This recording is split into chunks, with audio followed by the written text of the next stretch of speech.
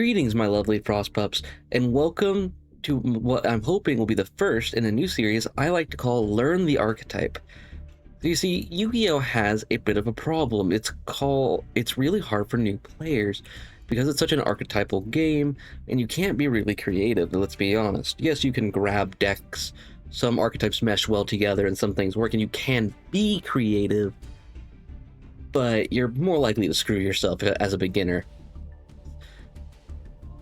So I want to show off some underrated but fun archetypes that are pretty easy to make in, say, in Master Duel, which never likes it if I click off for less than 2 seconds.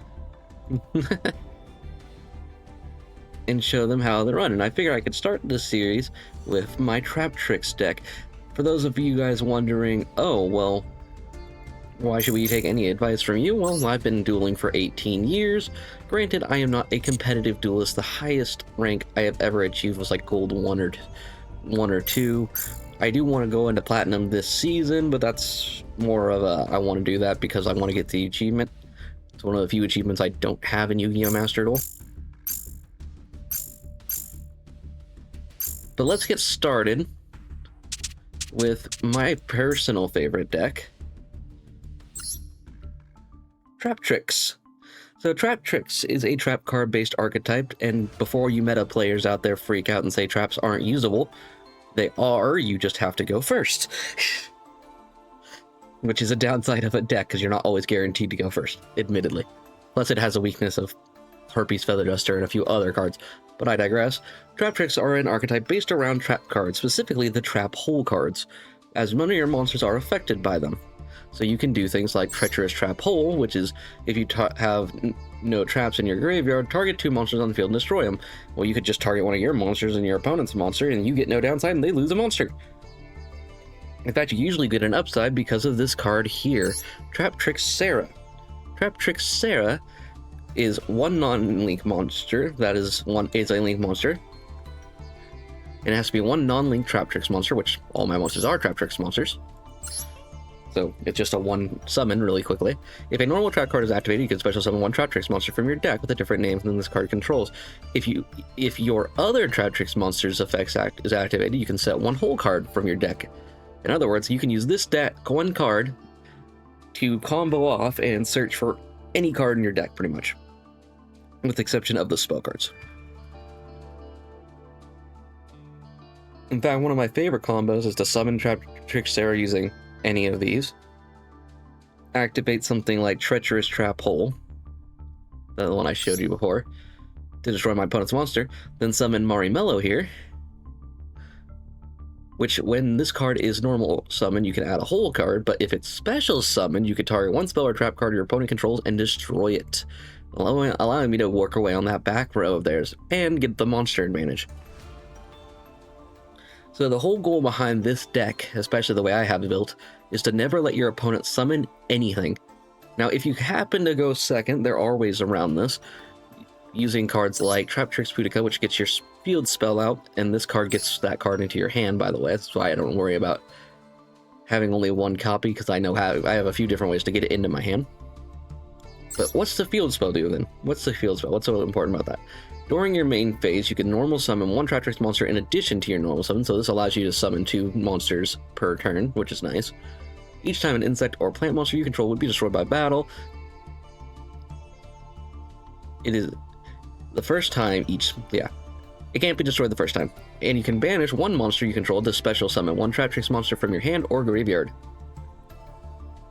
So you can banish things to summon more Traptrix if you need to activate more effects. The real combo starter, though, is Traptrix Sarah.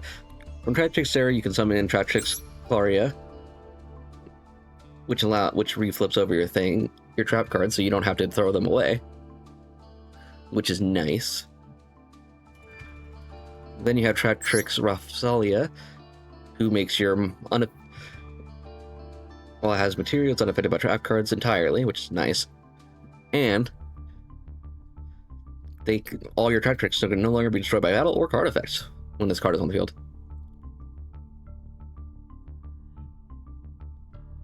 So this is a pretty interesting one.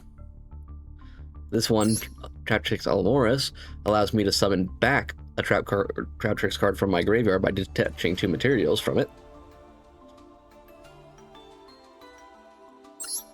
This is another way of getting my monster into the thing, but it also... Well, you can do a lot of stuff with this card, to be fair. It's one of the big bosses. It's actually probably the biggest boss in the game, in the deck, is Traptrix Pingaloka. Especially when you combine it with Traptrix Oedipus, which all Traptrix monsters you control gain 1,000 attack points. That's pretty much all it does. It does a lot of other things too, but that's the most important thing it does. Well, why are these so important for coming back, you might say? Well, simple. Break off Trap Hole. Let's say you got your field wipe and you got your butt kicked. Okay?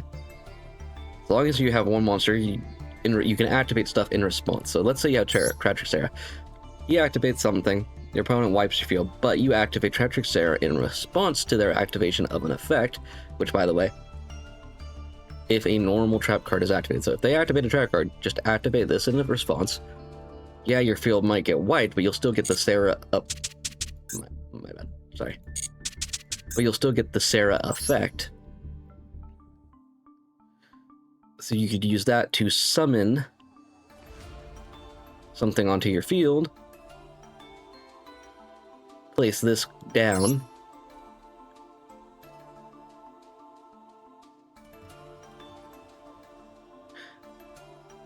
Basically, you'll activate that in response. They'll activate a track card. You activate your Sarah in response. So when it comes back around to your turn, you could use one of these monsters to bring back a Sarah from your extra deck and activate Break Off Trap Hole, which wipes their field in turn. And also, it's a trap card, so it activates Sarah's effect, which allows you to summon, which allows you to... And it restarts the it's a combo restarter, as well as it allows you to get yourself back to a winning position.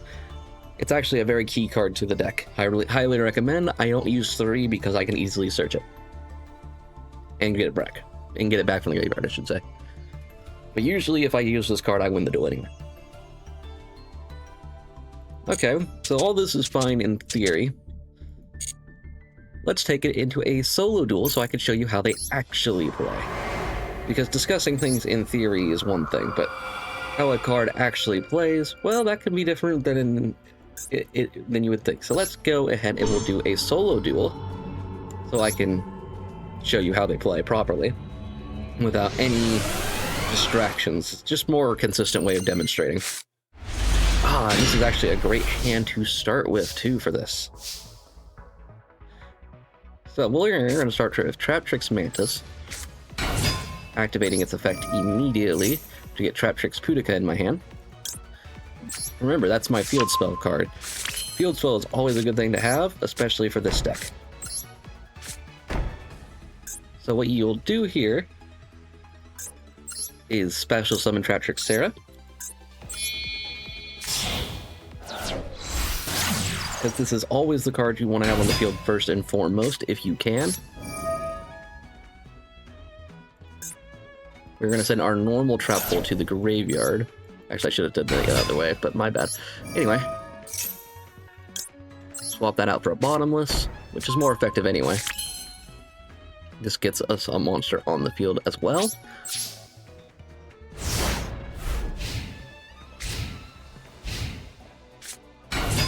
Activate Bottomless Trap Hole in response. Most players will not be able to stop a banishment right from the start like that. In fact, a few of them will just straight up surrender as soon as you do that. Then we're going to summon Traptrix Diana. Reason being, you can activate its effect to bring back our Bottomless Trap Hole, which you can in turn use the effect of this to set another card face down. We'll go with Break Off Trap Hole just in case.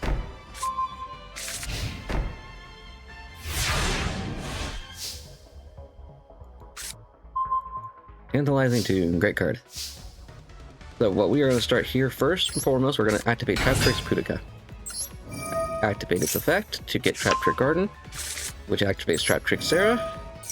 We'll get Traptrix Holotia, which is a monster and a trap card. And can be activated pretty much for any reason, so useful to have. Okay. Now we are in a really good position here to do several things. For now, let's start with the combo I mentioned earlier with Traptrix Claria. Then summon Traptrix Claria. We're not going to activate Break Off Trap Hole because we might need that later. But we are going to also special summon Traptrix Almoris. And we're going to do it right over here.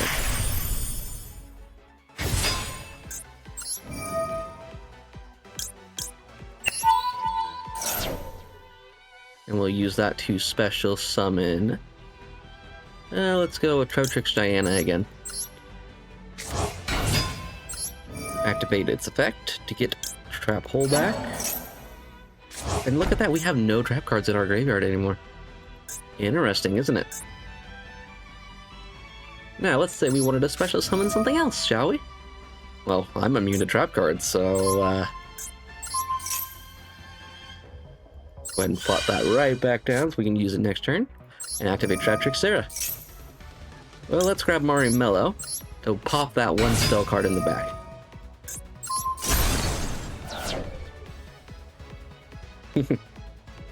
Now we have options from here. I would think the best option would be... actually, I'll leave it here. We'll go to battle phase.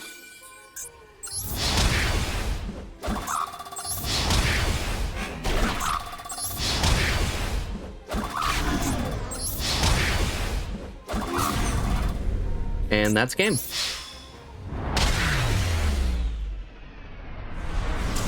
Now, ideally, this is pretty much how Traptrix play. They stop their opponent from doing anything, summon a crap ton of monsters, and then slam the field. That is their best way of play.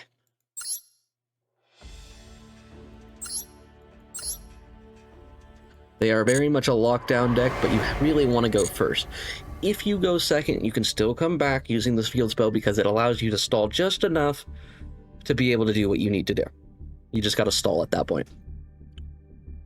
Stall and wait for your opponent to mess up. Basically, your goal is to get them to try and summon something that can get past your field spell and destroy you with like a multiple attacks, or do it in a different way. And when they use their monsters on the field to do so, activate a track card that stops them from special summoning, that gets rid of it, and boom, you're suddenly ahead. That's the methodology for going second with Traptrix.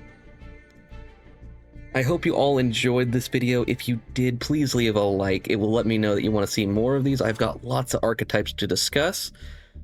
Farewell, though, my lovely frost pups, and I will see you all in the next one. Have a lovely day. Bye.